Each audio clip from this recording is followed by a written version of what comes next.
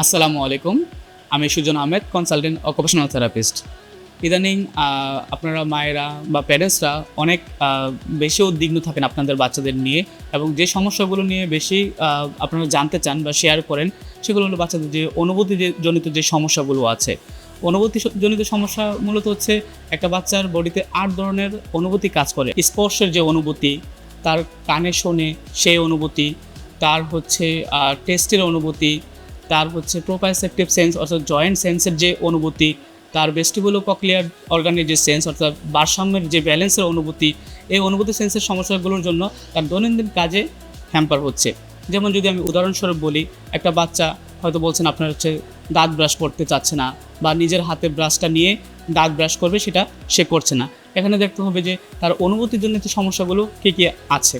যেমন হচ্ছে ব্রাশের হয়তো গায়ে কাটা কাটা স্পাইক বা স্পোক থাকে, রুক্ষ থাকে, সেই সাথে হচ্ছে ব্রাশটা হয়তো দেখা যাচ্ছে যে তার গ্রিপ করতে সমস্যা হচ্ছে। তার প্রোপ্রায়োসেপটিভ সেন্স যদি ওভার সেন্সিটিভ থাকে, মানে হচ্ছে ওভারলোডেড থাকে, তখন হচ্ছে দেখা যাচ্ছে সে ব্রাশটা হয়তো টাইটলি ধরছে না।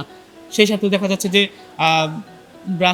ব্রাশের যেই আমরা পেস্ট ব্যবহার করছি, সেই পেস্টটা হচ্ছে সে স্বাদের বা গন্ধের যে অনুভূতি, সেটা যদি ওভার সেন্সিটিভিটি থাকে বা হাইপো সেন্সিটিভিটি থাকে, যদি অনুভূতি আবার কম থাকে, তখন দেখা যাচ্ছে সে পেস্টটা খেয়ে ফেলছে, পেস্টটা দিয়ে হয়তো দাঁত ব্রাশ করছে না, বা অনুভূতি যদি বেশি বেড়ে যায় তার, দেখা যাচ্ছে যে ওই পেস্টটা সে নিতে চাচ্ছে না, ওইটার গন্ধটা তার বাজে লাগছে, সে অ্যাভয়েড করছে।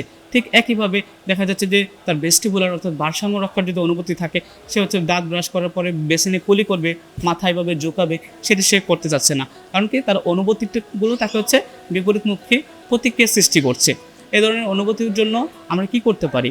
আমরা হচ্ছে একজন প্রফেশনাল কোয়ালিফাইড অকুপেশনাল থেরাপিস্টের সান্নিধ্যে দেখা করতে পারি, তার হচ্ছে সুপরামর্শ গ্রহণ করতে পারি। একজন অকুপেশনাল থেরাপিস্টই পারবে একটা বাচ্চাকে তার যার অনুভূতিজনিত সমস্যাগুলো আছে সেগুলোকে অ্যাসেসমেন্ট করতে এবং অ্যাসেসমেন্ট অনুযায়ী একটা নির্দিষ্ট প্ল্যান করতে, এবং সেই অনুযায়ী তাকে হচ্ছে ট্রিটমেন্ট করবে এবং সে আপনাদেরকে একটা সুপরামর্শ দিতে।